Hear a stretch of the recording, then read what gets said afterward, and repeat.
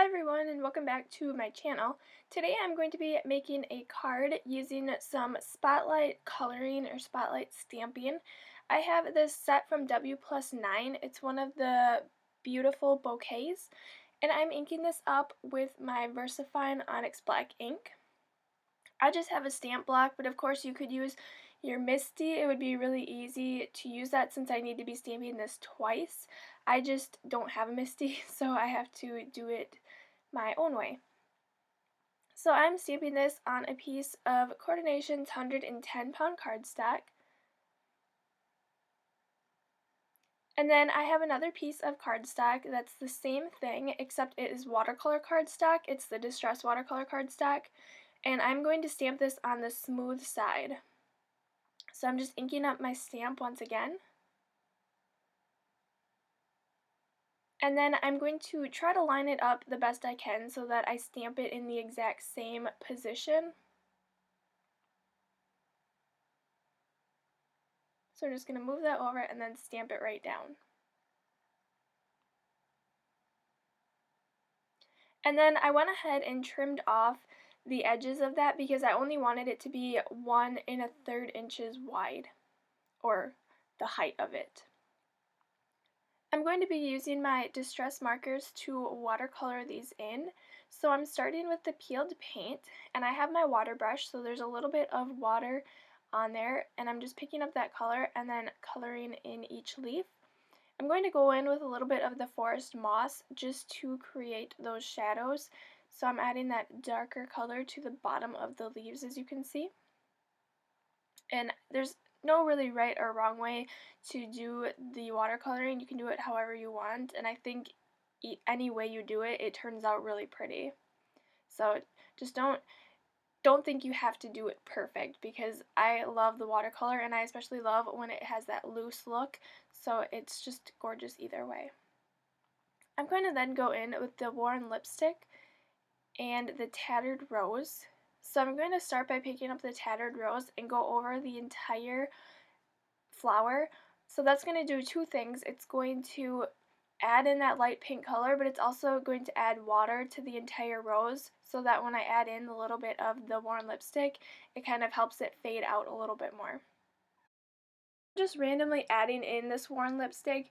I'm not adding it to every single petal, especially because some of them are so small. So I'm just trying to add it to the larger ones to create those darker shadows.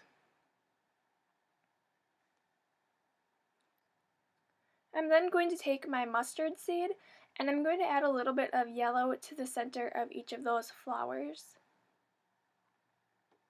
So I'm coloring the smaller flowers a little bit darker, so I'm using more of the worn lipstick on each of those.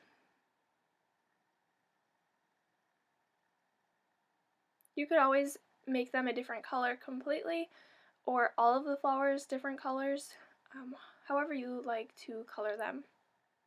And all of the supplies I'm using on this card will be linked below if you're interested. I'm then going to take the Stormy Sky and color in the little berry looking images. I like this color because it's kind of a bluish purple color, so it's really different than any other color. I'm then taking the antique linen and coloring the entire background. So it's just a really light tan color and it will stand out from the white background that we stamped earlier. So I just need to add a little bit more ink because I didn't get quite enough. And you can make this as dark or as light as you want, or you could skip the tan background altogether and just keep it white. So I'm going to set that aside to dry while I work on my sentiment. I'm going to be stamping my sentiment with the Versamark ink because I'm going to be heat embossing it. So I'm just going to take my powder tool and run that over my piece of vellum just to cut down on any static electricity that there might be. So I can go ahead and ink up my stamp. And it's quite long, so I'm going to stamp it right in the center so that I can cut down each end when I do put it onto my card.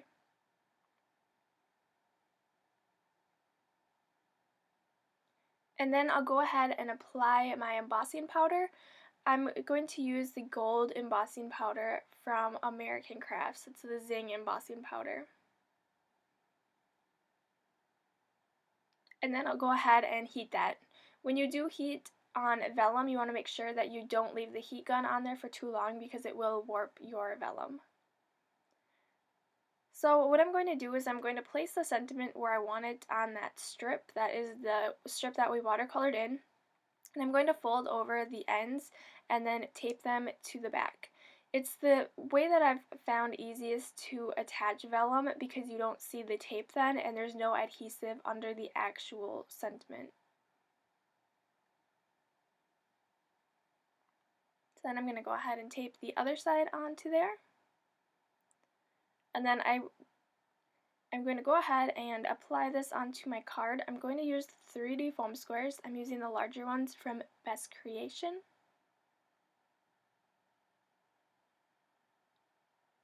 And you can see I also have the piece that I stamped earlier. So that is my background.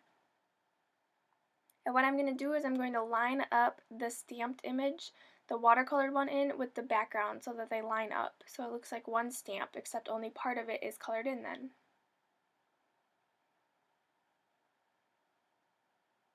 And then I can go ahead and place this onto my white A2 size card base. And you can do this spotlight coloring with many different stamps. You could do it with critters or flowers, other flower stamps, or basically any stamp that you would like. And it's a really fun technique, especially if you have a large stamp and you don't want to color the whole thing in because then you can only color in part of it, or if you're just practicing your coloring, it just kind of makes it a little bit more simpler and not as intimidating. So I'm adding a few of the gold sequins from Mintel Studio to match that gold embossed sentiment. I think they look really great and they coordinate really well. So I'm adhering them down with my multi-medium in the matte finish.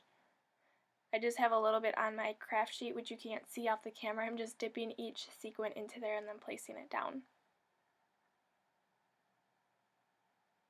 And that is my finished card for today, so I really hope you guys enjoyed this video. Make sure that you're subscribed to my channel if you're not already, and I will see you back here next time. Bye everyone!